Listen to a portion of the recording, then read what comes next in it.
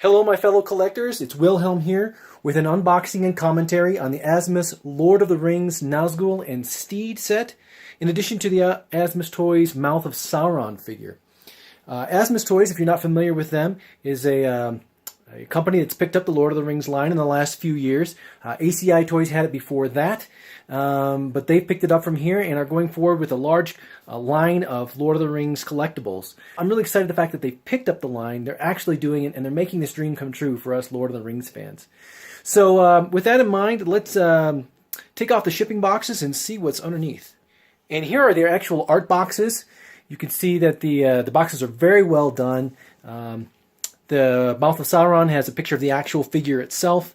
There's a beautiful picture there on the Nazgul Steed. Again, you know that high you get when you first open the shipping container and you see the art box and you're just like, oh man, this is going to be great. At least you hope it is, right? So yeah, so that's what the actual boxes look like. Let's go ahead and open those up and see what's inside. So here's the Nazgul figure. You can see that it comes with a certificate of authenticity. It does have room for a numbering on it, but as you can see, that is blank. The Nazgul itself is very well packed. You can see that it comes with 2 sets of fists, a dagger, and a sword. Very nicely clothed. We'll take a closer look at that as we move on, but let's get to the actual steed. Here's the steed. As I opened it up, there was a set of instructions here, and then the steed itself. And let me tell you, you're really surprised how large.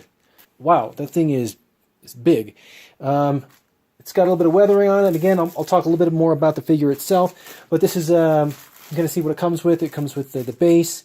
There's a stand back here, and then the steed itself, which looks very nice. So. Yeah, I'm really excited to get this out of the box and take a look at it. But let's go ahead and open up the Mouth of Sauron. Here's the Mouth of Sauron out of the art box. You can see he comes with a sword, a scabbard, 3 facial expressions, 2 sets of fists, an instruction manual, a stand, and just again, very well packed. I'm really excited to get him out of the box. Let's go ahead and take a look at the steed. Again, just much bigger than I expected. I knew they were going to be big, but you know, when you actually see them in front of you, it just changes your perspective. So again, very nice. But let's go ahead and free these guys from their plastic containers and give you what you guys came here for. And here they are in all their glory. And wow, do they look good. I wasn't really sure what to expect. I do a lot of research on the collectibles before I purchase them. So sometimes when you get them out of the box, it's hard to say whether or not they meet or exceed your expectations. And these, thus far, have exceeded my expectations. They are just beautiful figures. So let's go ahead and take it off tripod, and we'll do a quick pass over both figures.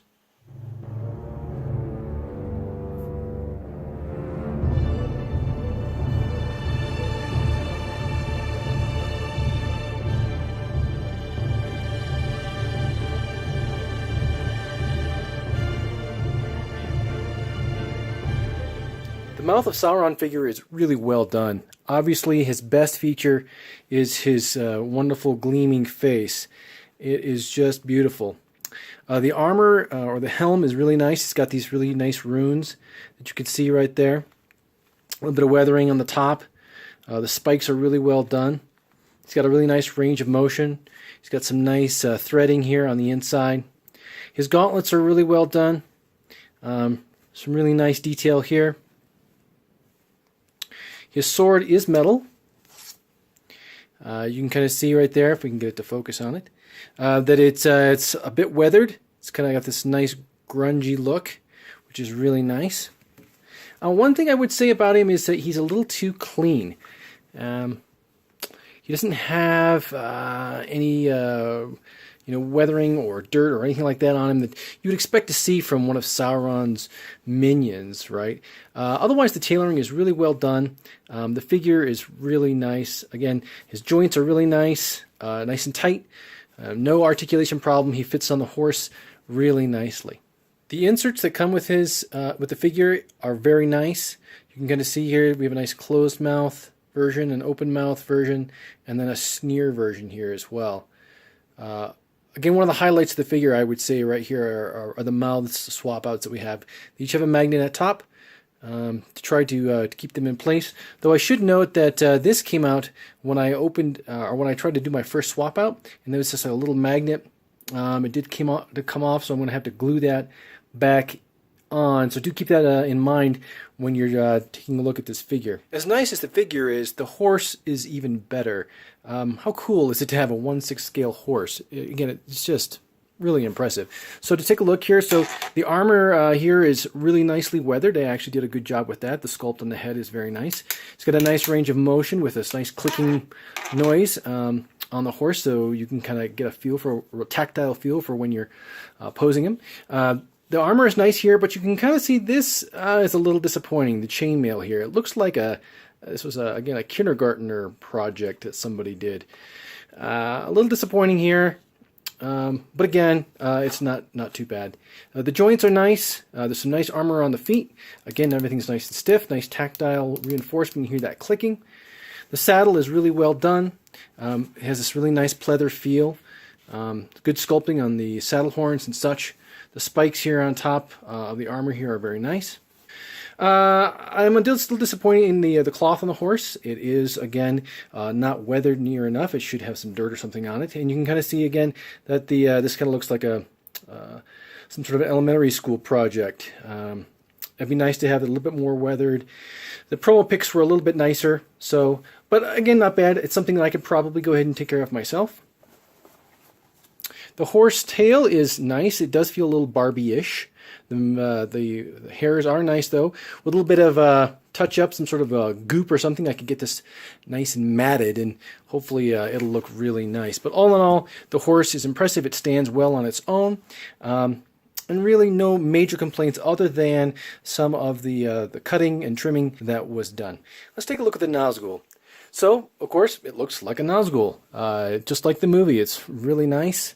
The hood there has some nice weathering and tattering on the sides. There's a spoon-like thing on the inside here, keeping a form to the hood, though it is a little stiff. It does have some nice range of motion here. Again, everything's nicely tattered. You can kind of see the gauntlets and the glove are really nicely sculpted, in addition to the armor on the leg, which is really nicely done. It is plastic. Keep that in mind. It's not a metal type of material. You can kind of see how the sword is kind of flapping here. It's because there's supposed to be a loop right here to help with the sword, and it came unglued, meaning like it wasn't even glued when I opened the package. So I'll have to fix that a little bit. Again, I wish there was a little bit more dirt or something like that on the figure, though all in all, it is a little nicely more tattered than the Mouth of Sauron figure, which is really what you want. I remember reading on the forums before I purchased this figure to watch out for the body, that the joints would be loose and it couldn't hold a sword or anything like that. And there is some validity to that. The joints are fairly loose, but it's not horrible. The legs are much better.